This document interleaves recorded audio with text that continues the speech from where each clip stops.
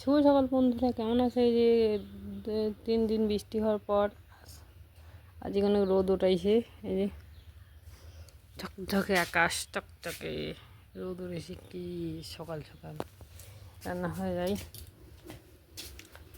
যে ভাত, এই যে আলু সিদ্ধ আছে, সিদ্ধ হয়ে গেছে। ভাত বসাইছি।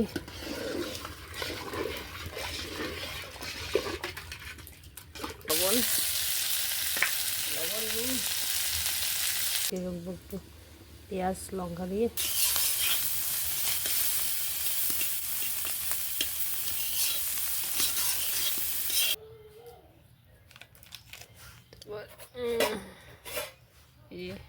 জিরা বাটা,